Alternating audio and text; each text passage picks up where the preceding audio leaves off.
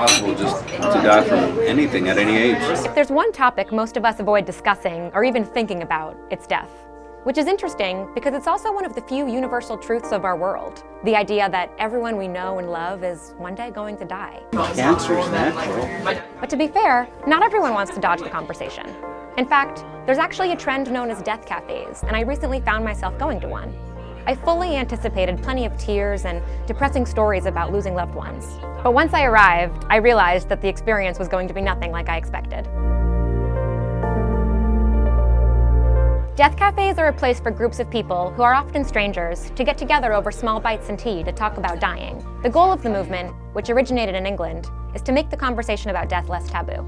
At the death cafe I attended, I sat at a table of 6. It was me and 5 men: Charles, Bill, Jordan, Jaime, and Jaime. We all found ourselves there for different reasons. Some of us have experienced death and sickness on an intimate level, and others were just interested in meeting new people and having the conversation. Actually, going back to Charles' question. The conversation at our table wasn't moderated in any real way. I had thought Nancy, the organizer, would pose some questions to the group or hand out little note cards with thought starters, but there was none of that. Alex, great to meet you. Instead, one of us at the table ultimately just asked, "What brought you here?" And the conversation flowed naturally from there, which worked well for the personalities at our table, but I'm not sure how successful the non-guided format would be for other situations. At one point, we discussed who at the table had spoken to their family about death from a logistical standpoint. I, for one, know that my grandmother wants dancing at her funeral, and has joked that she wants to be cremated with her ashes sprinkled in a Chanel purse.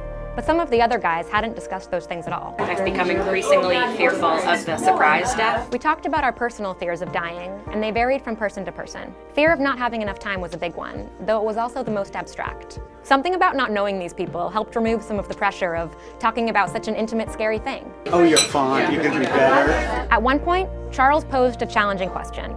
He said, if someone in your life was dying, would you encourage them to embrace death, try to make them feel comfortable? Or would you pretend it wasn't happening, convincing them to hold on, or saying things like, you're gonna be totally fine, even if they weren't? Later that night when I got home, I sat on the couch and told my partner about Charles's question. I said that if he got sick and we were told that he was going to die, I don't think I'd be able to help him embrace it. I can't picture a scenario where I could say to him, you're dying and it's okay, because I don't think it would be okay.